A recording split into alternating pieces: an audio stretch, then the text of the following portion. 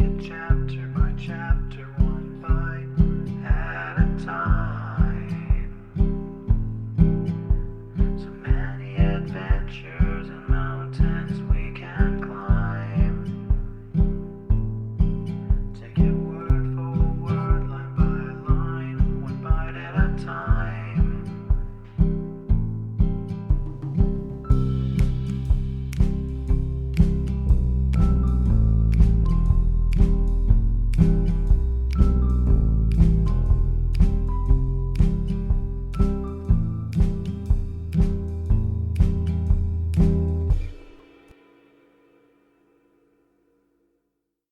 Welcome to Bite at a Time Books, where we read you your favorite classics one bite at a time. My name is Bree Carlile, and I love to read, and wanted to share my passion with listeners like you. If you want to know what's coming next and vote on upcoming books, sign up for our newsletter at biteatatimebooks.com. You'll also find our new t-shirts in the shop. More to come with quotes from your favorite classic novels. Be sure to follow my show on your favorite podcast platform so you get all the new episodes. You can find most of our links in the show notes, but also our website, biteatatimebooks.com, includes all of the links for our show, including to our Patreon to support the show, and YouTube, where we have special behind the narration of the episodes. We're part of the Bite at a Time Books Productions Network. If you'd also like to hear what inspired your favorite classic author to write their novels, and what was going on in the world at the time, check out Bite at a Time Books Behind the Story podcast, wherever you listen to podcasts. Today we'll be continuing Rilla of Ingleside by Lucy Maud Montgomery. Chapter 28, Black Sunday. In March of the year of grace 1918, there was 1 week into which must have crowded more of searing human agony than any 7 days had ever held before in the history of the world. And in that week, there was one day when all humanity seemed nailed to the cross. On that day, the whole planet must have been agroan with universal convulsion. Everywhere, the hearts of men were failing them for fear. It dawned calmly and coldly and grayly at Ingleside. Mrs. Blythe and Rilla and Miss Oliver made ready for church in a suspense tempered by hope and confidence. The doctor was away, having been summoned during the wee sma's to the Marwood household in Upper Glen, where a little war bride was fighting gallantly on her own battlefield to give life, not death, to the world. Susan announced that she meant to stay home that morning, a rare decision for Susan. "But I would rather not go to church this morning, Mrs. Doctor dear," she explained. "If Whiskers-on-the-Moon were there and I saw him looking holy and pleased, as he always looks when he thinks the Huns are winning, I fear I would lose my patience and my sense of decorum and hurl a Bible or hymn book at him, thereby disgracing myself in the sacred edifice. No, Mrs. Doctor dear, I shall stay home from church till the tide turns and pray hard here." "I think I might as well stay home too, for all the good church will do me today," Miss Oliver said to Rilla as they walked down the hard-frozen red road to the church. "I can think of nothing but the question, does the line still hold?" "Next Sunday will be Easter," said Rilla. "Will it herald death or life to our cause?" Mr. Meredith preached that morning from the text, "He that endureth to the end shall be saved," and hope and confidence rang through his inspiring sentences.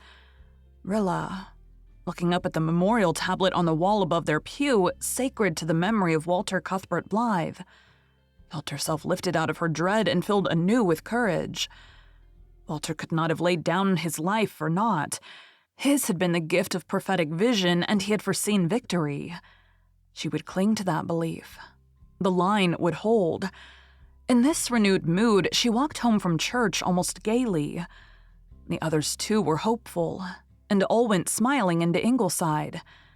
There was no one in the living room, save Jims, who had fallen asleep on the sofa, and Doc, who sat, hushed in a grim repose, on the hearthrug, looking very heidish indeed. No one was in the dining room either, and stranger still, no dinner was on the table, which was not even set. Where was Susan? "Can she have taken ill?" exclaimed Mrs. Blythe anxiously. I thought it strange that she did not want to go to church this morning." The kitchen door opened, and Susan appeared on the threshold with such a ghastly face that Mrs. Blythe cried out in a sudden panic. "Susan, what is it?"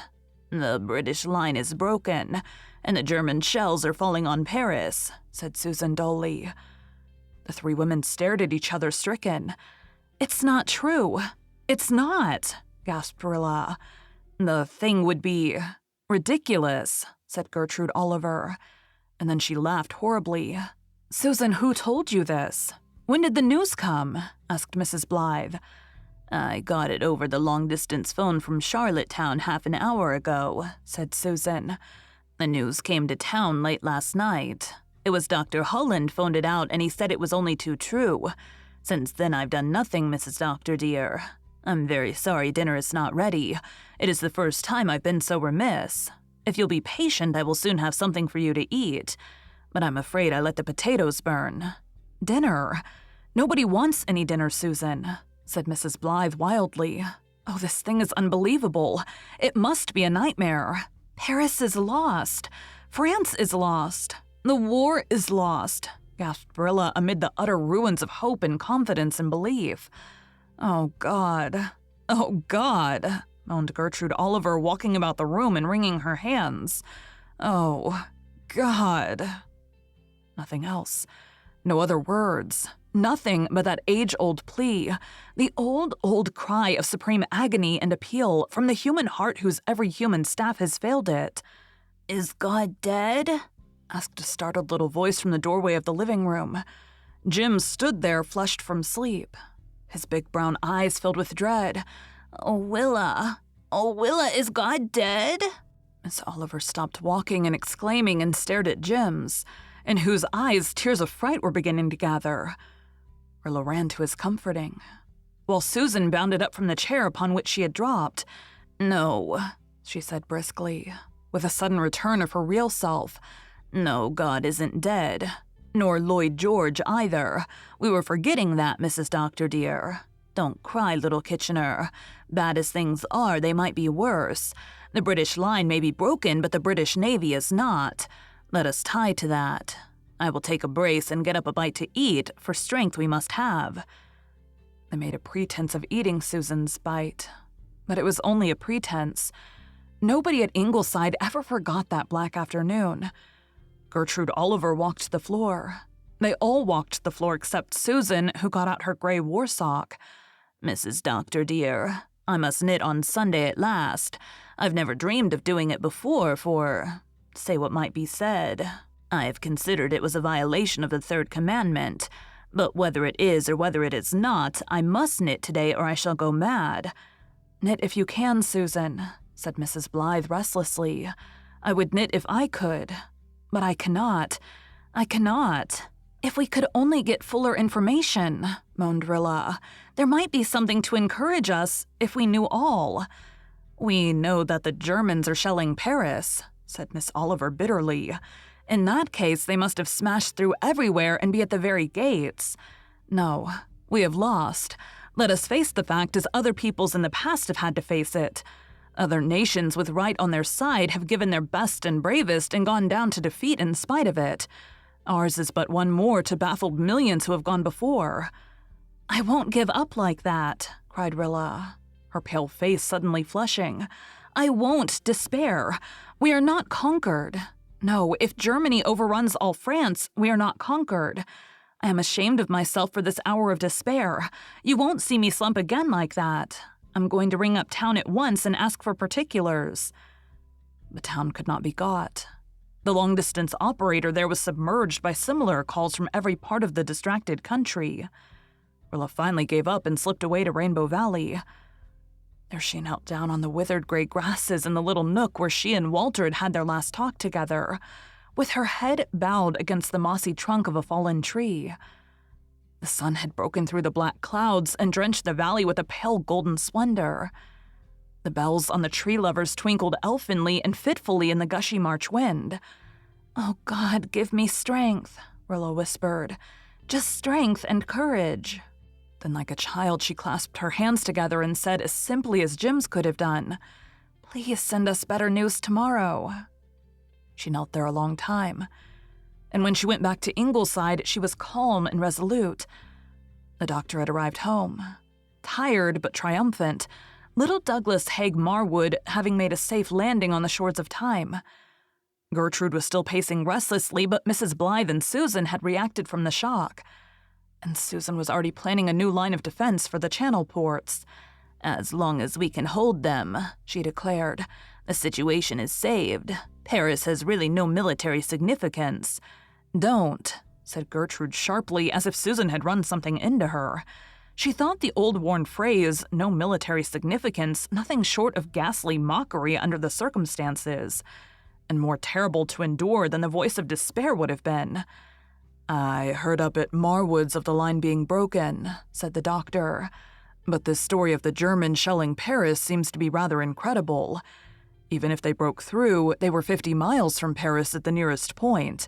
And how could they get their artillery close enough to shell it in so short a time? Depend upon it, girls, that part of the message can't be true. I'm going to try a long-distance call to town myself."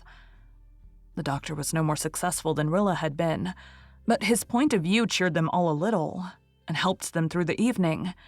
And at 9 o'clock, a long-distance message came through at last that helped them through the night. "The line broke only in one place, before St. Quentin," said the doctor as he hung up the receiver, "and the British troops are retreating in good order. That's not so bad.